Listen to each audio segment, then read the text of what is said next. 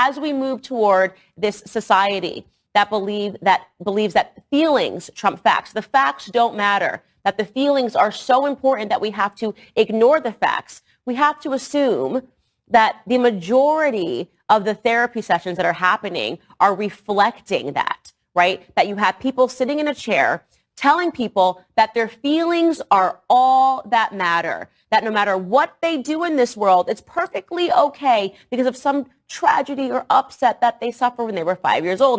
Candace, I'm so sorry you didn't have the self-awareness to recognize that therapy might have saved you from yourself.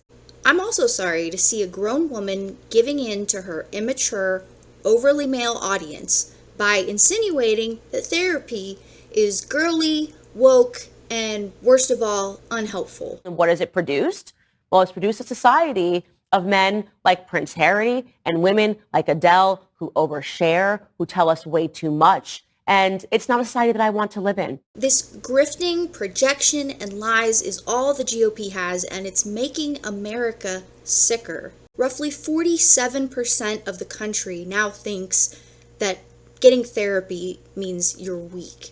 And people who could otherwise help themselves through therapy are now dying sooner due to chronic health conditions that are affected by their negative mental health. No, therapy is not making us all whiny and wimpy. It's addressing the mental health crisis that causes increases in suicide that you guys say is so important because it's affecting mass shootings all over the country. Therapy prevents people from getting to a point where they need crisis intervention. About 3/4 of Americans who use therapy see a positive change in their lives.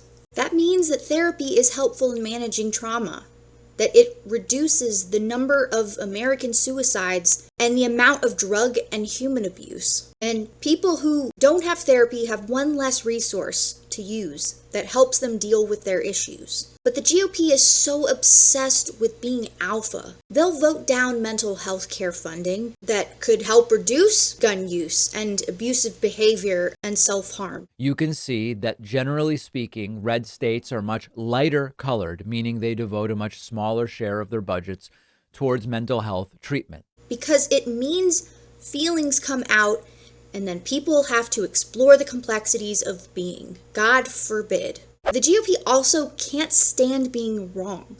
So they complain about the elite left's holier-than-thou complex, and they make up stories about how the left is stifling all of their freedoms. Meaning, right-wingers are actually the feelings over facts people, and they're holding their therapy sessions right in front of us on right-wing media. I don't think these kids need cats. I think they need discipline. I think they need a slap in the face because these are the same kids that get a professor fired for being too hard on their way to medical school. These are kids that can't even listen to a conservative viewpoint. They shout out speakers. They chase them off campus. But a cat will make everything better. Guess what? That doesn't work in the real world. There's no innocence. You can't have a moment of just fun without an agenda. I'm waiting for them to tell us that Scooby and Shaggy shared more than a Scooby snack. What other beloved characters are they going to sexualize next, Laura? People have been after me for a long time because I've been speaking to disaffected young men. You know, what a terrible thing to do that is.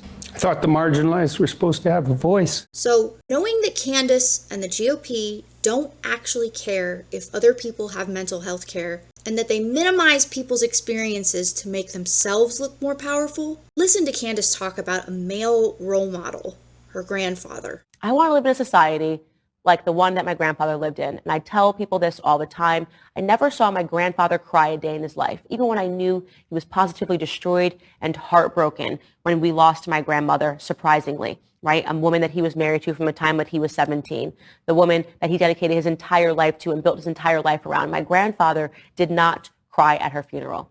He was one of those men that believed that no matter what you were going through, you let it burn in your chest, right? It's all about the appearance of strength. She never saw him cry, even for the woman he so loved, and that's impressive. Maybe he cried when she didn't see him. Maybe he felt pressured not to cry because he grew from a black boy into a black man in pre-civil rights America. Maybe his survival in a segregated society depended on stoicism. And maybe Candace is minimizing her grandfather's experience to make her stupid right-wing point.